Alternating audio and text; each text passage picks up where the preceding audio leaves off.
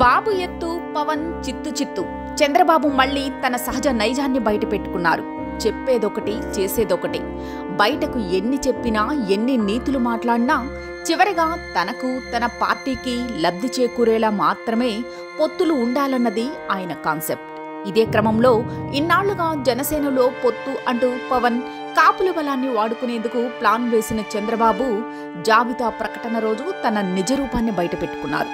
తొలి విడతలో మొత్తం 118 సీట్లకు అభ్యర్థులు ప్రకటించిన చంద్రబాబు తెలుగుదేశానికి 94 సీట్లు, జనసేనకు 24 సీట్లు ఇచ్చారు. ఇక్కడే అసలు మతలబు ఉంది. తెలుగుదేశం వాటా కింద వచ్చిన 94 స్థానాలకు అభ్యర్థుల పేర్లను సైతం ప్రకటించారు. కానీ జనసేన వాటాలోని 24 సీట్లలో కేవలం 5 మాత్రమే పేర్లు ప్రకటించారు.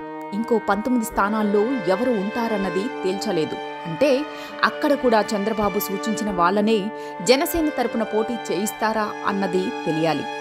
ఇక జనసేన టీడీపీ కూటమి 57 స్థానాలకు అభ్యర్థులు ప్రకటించాల్సి ఉంది. వాటిలో జనసేనకు ఎన్ని ఇస్తారో చూడాలి. ఏది ఏమైనా పవన్ కళ్యాణ్కు కాపులకు చంద్రబాబు మరోసారి పోటు పొడిచినట్లే క్యాడర్ భావిస్తోంది. ఇదిలా ఉండగా టీడీపీ ప్రకటించిన పేర్లలో చంద్రబాబు, అచ్చెన్నాయుడు, లోకేష్, బాలకృష్ణ వంటి ప్రముఖుల పేర్లు ఉన్నాయి. కానీ జనసేన తరపున 5 పేర్లు చెప్పినా అందులో పవన్ పేరు లేదు. అంటే ఆయన ఎక్కడ పోటీ చేస్తారన్నది చెప్పలేదు, చెప్పుకోలేదు.